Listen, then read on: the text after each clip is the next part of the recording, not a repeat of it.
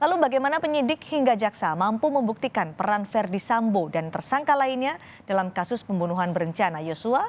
Bagaimana pula dampak rencana penggabungan dua berkas perkara Verdi Sambo? Kami akan membahasnya bersama pakar hukum pidana Asep Iwan Iryawan yang sudah bergabung. Kang Asep, selamat petang Kang Asep.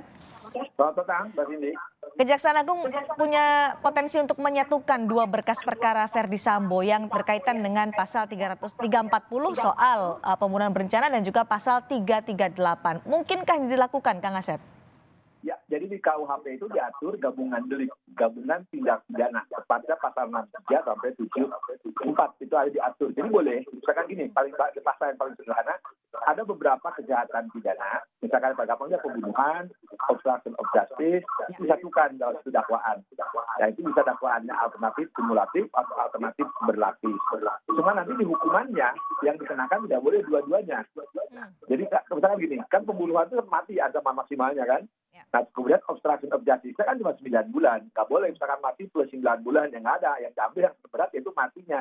Jadi nanti ketika berkas, 2 berkas, 3 berkas, 4 berkas diserahkan oleh kepolisian, kemudian jaksa menyatukan dalam satu persidangan, dalam satu dakwaan, itu boleh kok diatur.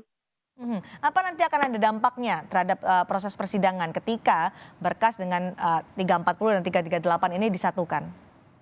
Ya, dampaknya lebih cepat. Kan sudah ada peradilan, sederhana mudah biar ringan. Justru kan ini, kalau nanti katakanlah sistem konkretnya, 340 kan saksinya itu juga ya. Nah kemudian nanti kalau misalkan disatukan lagi dengan obstruction of justice-nya itu kan hanya tambahan beberapa anak buah dia ada di lingkungan polisi hanya itu. Kalau nanti dipisah, sekali lagi, kok diulang lagi, saksi yang di pembunuhan diulang lagi, itu diulang lagi. Nah tapi ada salah satu mungkin catatan penting, hati-hati nanti jaksa, tapi sekarang jaksa udah jago-jago lah ya.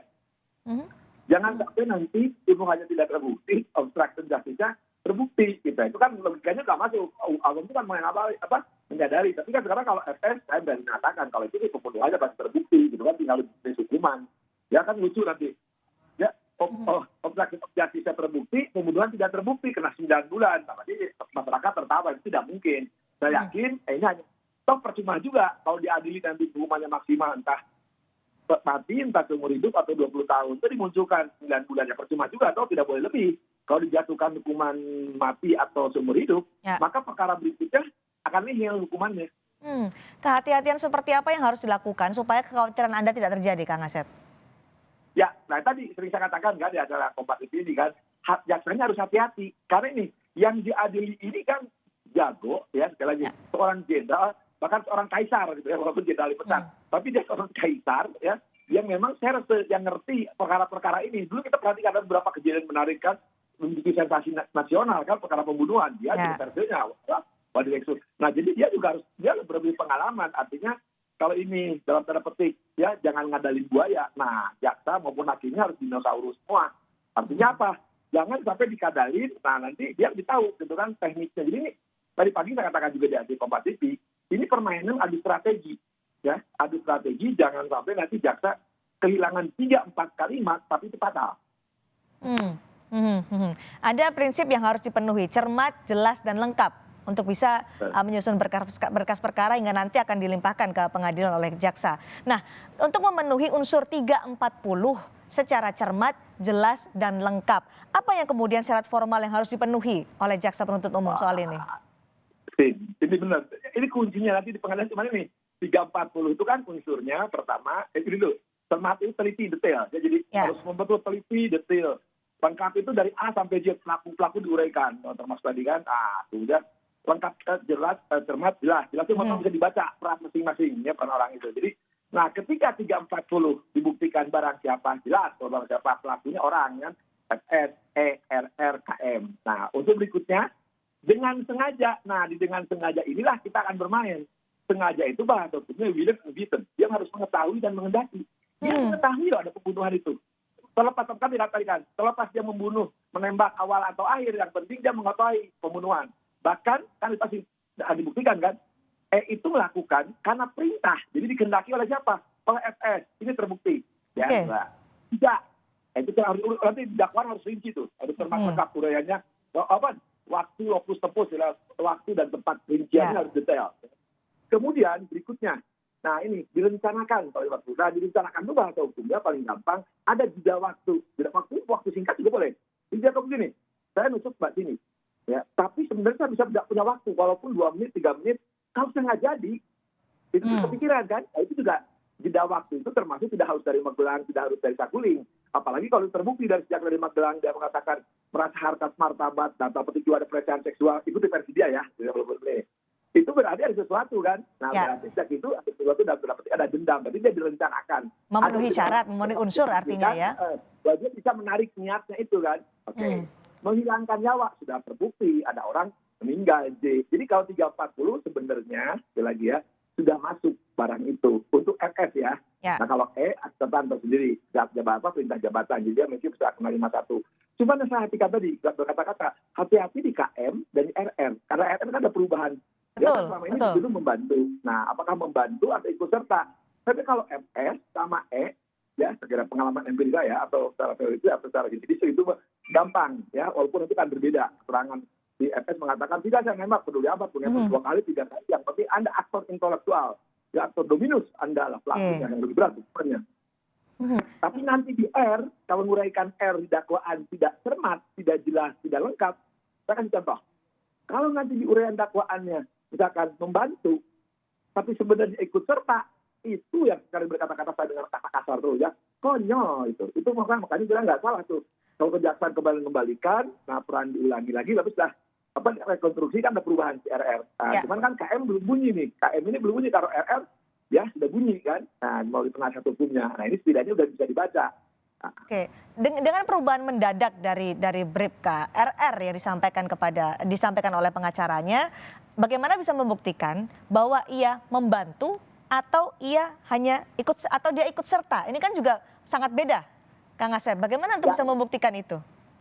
Tepat, Mas Indi ya. Sebenarnya saya nggak boleh. Ini triknya penasihat hukum ya gitu. Tapi gini saya cerita aja. Makanya jaksa, tapi saya percaya nih, jaksa jam hidupnya Pak Dio Juhana ini jago, sangat cerdas dan sangat pintar dan pengalaman itu persis dia di KPK maupun dulu Kajati di Jawa Barat. Kemudian direkturnya Supardi juga sama di Pengadilan Kajati Selatan, Jeli. Nah kalau saya tidak akan ngomong membedakan membantu dan ikut serta, ya karena nanti khawatir digunakan oleh penasihat hukum. Jadi intinya gini deh, paling gampang paling sederhana gini, kalau ngebantu saya nyubit Mbak Tindi, bantu juga tangan diginiin kan, ya. Nah, tapi kalau ikut serta, saya cubit Mbak Tindi. Nah, dia juga nyubit, ikutan nyubit, jadi rame-rame, keroyokan. Nah, itu bahasa sederhananya.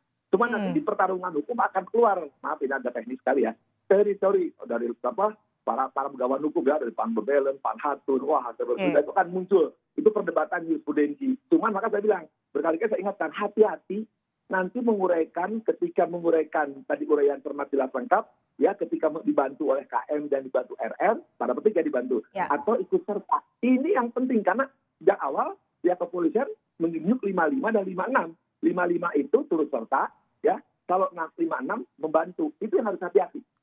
Itu harus hati-hati. Bagian mana yang bisa menjadi celah atau keplesetnya jaksa untuk bisa tidak membuktikan ikut serta atau membantu itu, Kang Asep? Tadi Mbak Dika udah hebat, pintar tuh Mbak Didi. Jadi cermat, jelas, lengkap. Itu 143 mengatur.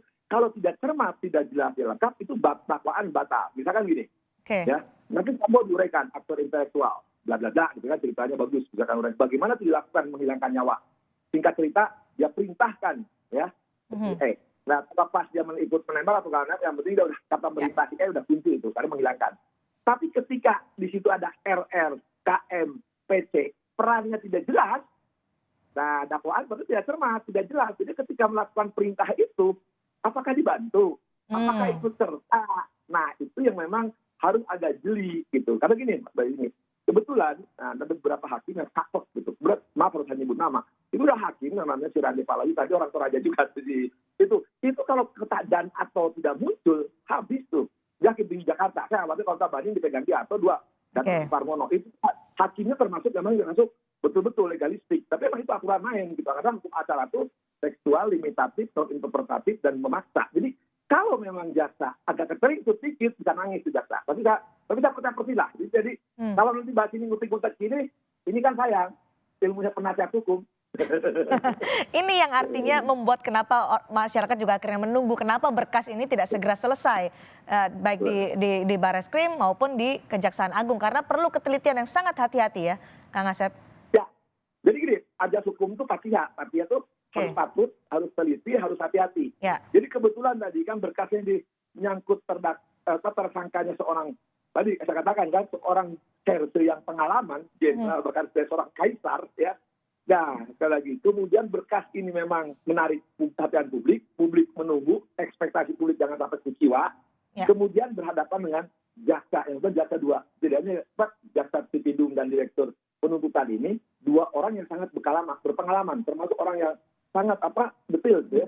Kalau sesuatu itu saya kenal baik ya, Supardi maupun Pak Fadil Juhana ya, ketika di KPK dua-duanya saya akan sering bergaul sama mereka, itu termasuk yang sangat huruf A atau nonging aja dikit bisa marah tuh Fadil tuh ya.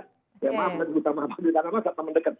Ini memang dia akan hati-hati. Nah yang kita khawatirkan kan tidak mungkin nanti Jaksa Agung muda ini maupun direktur turun di persidangan kan. Yang turun pasti anak buahnya. Nah kalau anak buahnya jam terbangnya, maaf ya, mohon maaf sekali lagi, jam terbang tidak sama dengan gurunya yang dihadapi dari seorang pengacara. Nah ini hati-hati media. Selama ini kan pengacaranya KM maupun KM malah tidak muncul.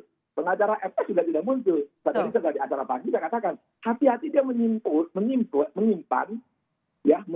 senjata yang paling ampuh.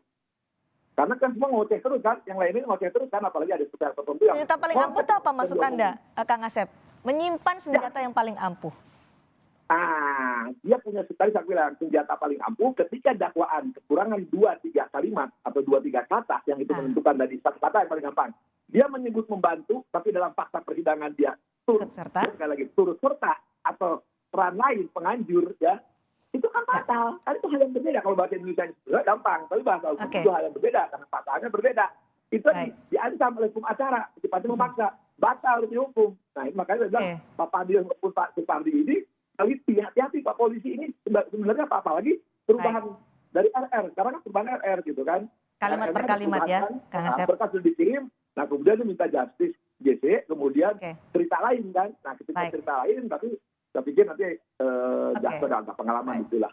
Kang Asep, singkat saja, dengan penyatuan berkas 340 dan 338-nya akankah berpengaruh pada hukuman Sambo nantinya dan juga penentuan hukum pada persidangan nanti? Ya, jadi kan pertama kan itu perkaranya pembunuhan itu 338, pemberatannya 340. Ada satu yang mengatakan itu kumulatif salah itu. Jadi 340 pemberatan. Jadi kalau 340 yang didakwa yang berat dulu. Kalau ini tidak terbukti turun ke 338. Tapi saya meyakini kalau FS akan terbukti. Sekali lagi ini analisa 340 tadi saya uraikan tadi pasti terbukti untuk FS sebagai aktor intelektual. Ya, dia tinggal bermain di tindak peringanan. Detektabel, saya termasuk sejak awal terbebas ya, karena perintah jabatan. Cuman, tadi yang jadi masalah KM, RR, PC, itu kan belum nampak, tiga ini belum nampak, kalau RR baru muncul kan. Ini yang jadi masalah. Nah, kalau bisa kena 338, atau tadi, nah kalau misalkan 340 terbukti, kemudian obstruction of justice terbukti, hukumannya yang maksimum yang 340 yang digunakan. 340 pembunuhan berencana. Terima kasih Kang Asep Iwan Iryawan sudah bergabung bersama kami di Sapa Indonesia malam hari ini.